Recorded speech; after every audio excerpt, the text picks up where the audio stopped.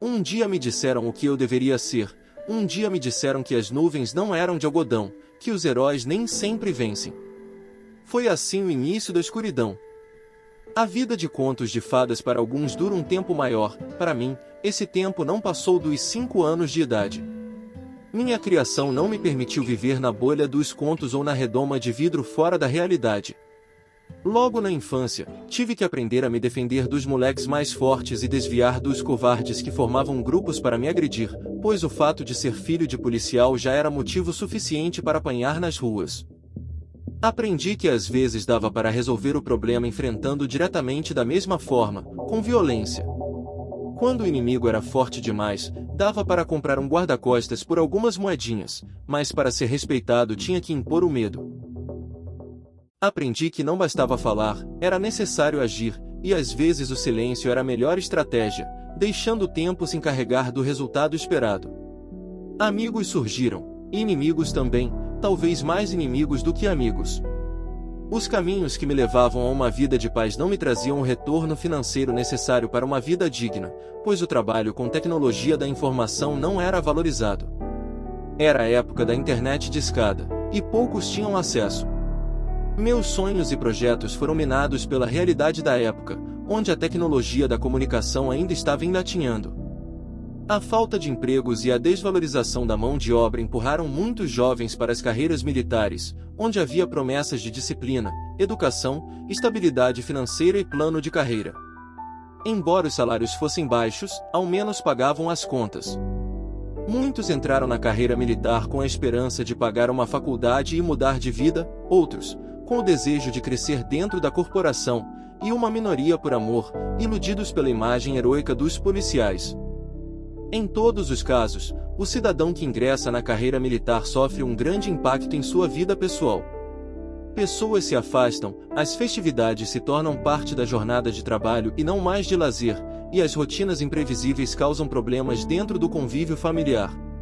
Noites de sono são perdidas durante o serviço e outras tantas nos poucos dias de folga, preocupados com ameaças e processos inerentes à profissão.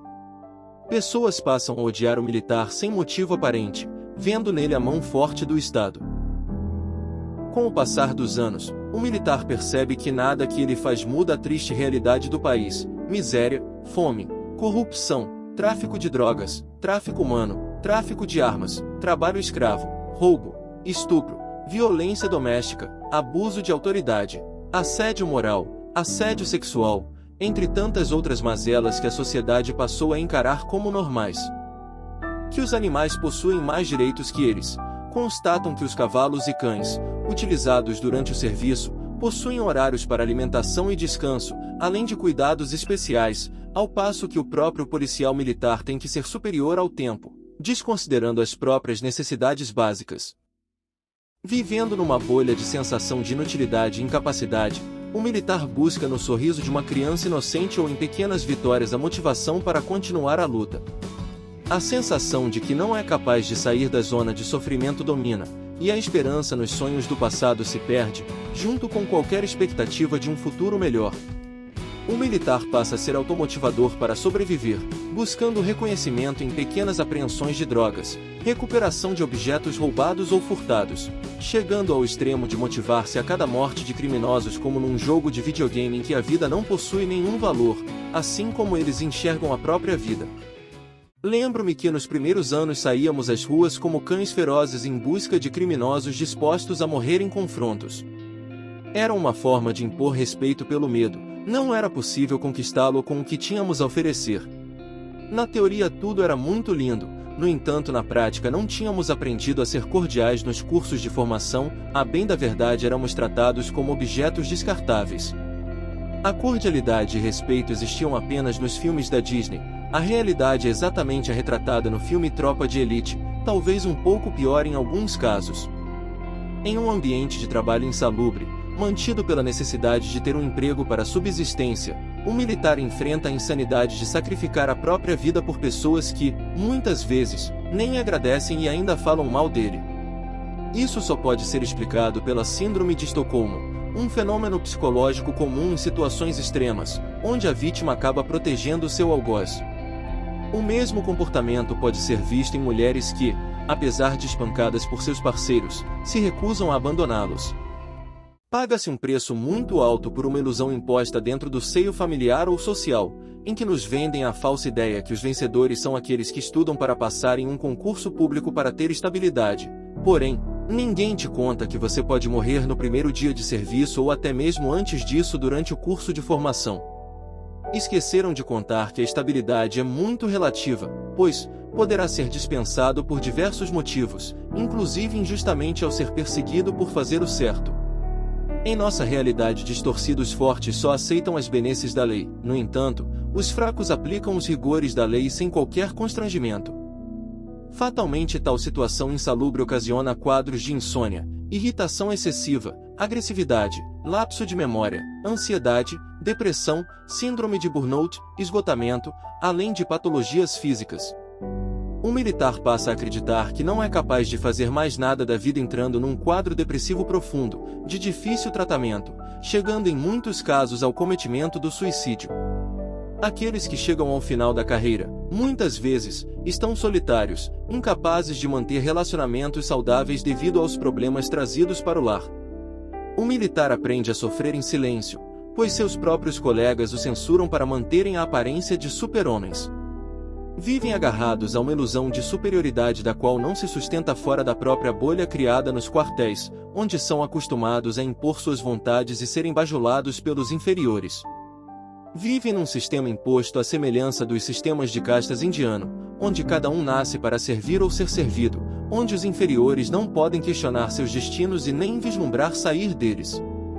Nesse sistema frágil e insustentável, convenientemente mantido por força de leis da década de 60, o militar abre mão dos direitos fundamentais do livre pensamento e de ir e vir. Sutilmente perde sua liberdade e privacidade, direito de administrar seus investimentos e aos poucos se vê totalmente dependente do militarismo, trocando sua saúde por migalhas de esperança e algumas moedas. A distorção de valores e sucessão de fatores alienantes dentro da atmosfera vivenciada pelos militares fazem o militar acreditar que podem e devem ser agredidos durante os cursos de formação ou qualquer tipo de treinamento. A depender do nível de alienação, o militar aceita ser agredido por qualquer motivo sem questionar, ou até mesmo agradecer pelas agressões sofridas. Nesse contexto de distorções da verdade, a hierarquia e disciplina culturalmente são usadas como mordaças para impedir os subordinados de obterem informações e falarem a verdade. De modo geral, vivemos de aparência, à semelhança dos fariseus que fingiam ser superiores escondendo seus pecados.